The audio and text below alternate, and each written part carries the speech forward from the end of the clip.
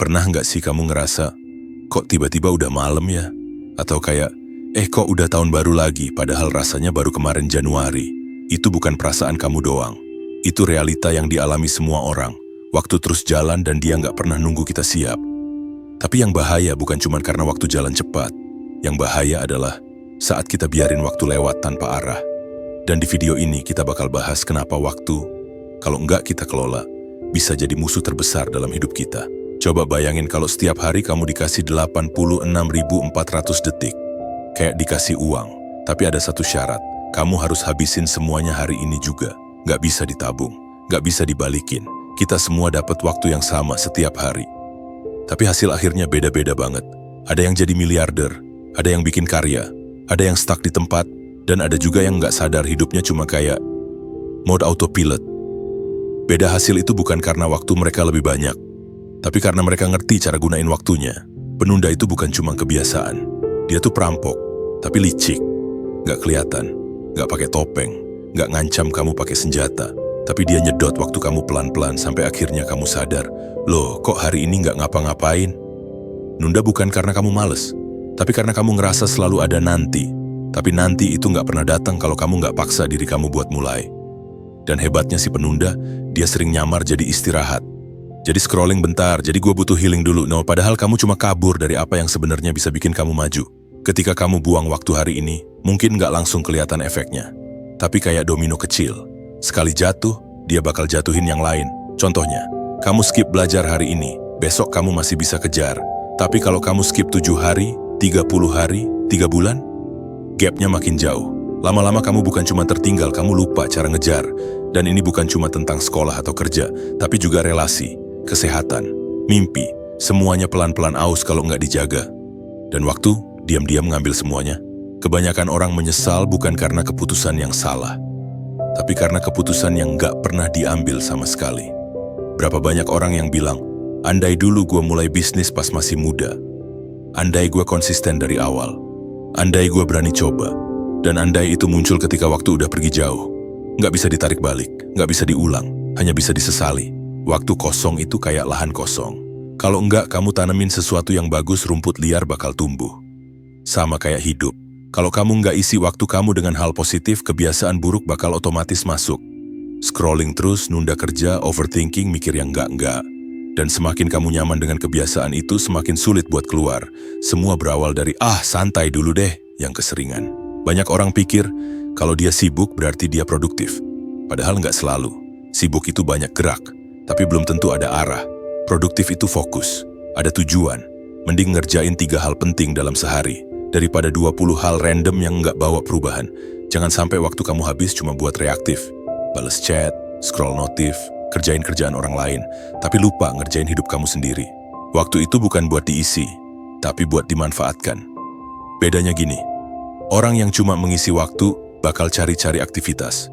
Tapi orang yang manfaatin waktu, dia pilih kegiatan yang punya dampak. Gunakan prinsip 80/20. 80% hasil datang dari 20% tindakan. Jadi pilih baik-baik apa yang kamu kerjain. Mulai dari hal kecil.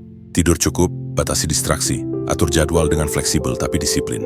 Kita sering bilang, gue bakal bahagia nanti pas sudah sukses. Tapi siapa yang jamin nanti itu datang? Kalau kamu terus nunda ngejar apa yang penting, kamu bukan cuma nunda sukses, kamu juga nunda kebahagiaan. Hidup itu bukan tentang nunggu waktu yang pas, tapi bikin waktu sekarang jadi berarti. Hari ini mungkin kelihatan biasa, tapi semua perubahan besar berawal dari keputusan kecil. Hari ini kamu pilih belajar, besok kamu lebih pintar.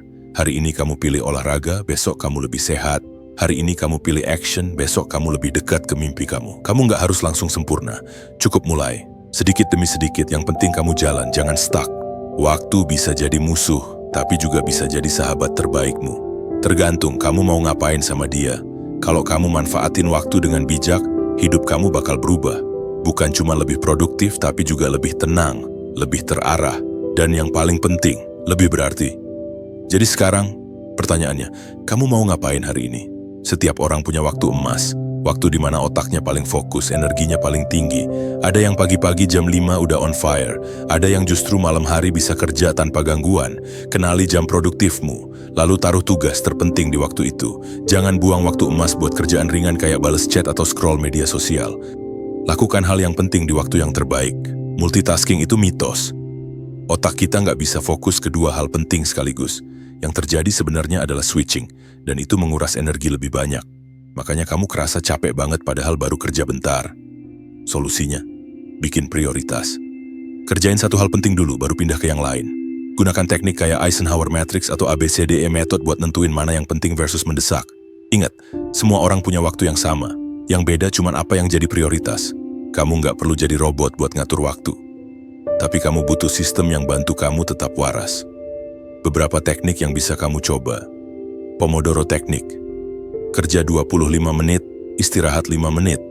Cocok buat yang gampang terdistraksi. Time blocking, bagi waktu harianmu jadi blok aktivitas. Cocok buat freelancer atau entrepreneur. 2-minute rule. Kalau bisa dikerjain di bawah 2 menit, kerjain sekarang juga. Biar nggak numpuk. Gunakan teknik yang cocok buat kamu, bukan yang viral doang.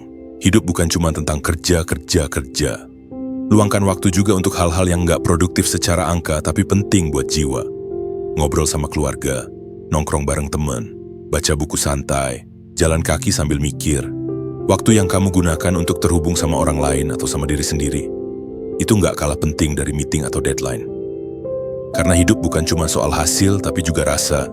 Luangkan waktu setiap minggu atau setiap malam buat refleksi. Apa hal paling berarti yang aku lakuin hari ini? Apa yang seharusnya bisa aku tinggalkan? Dengan refleksi, kamu nggak cuma jalan, tapi tahu kemana kamu jalan.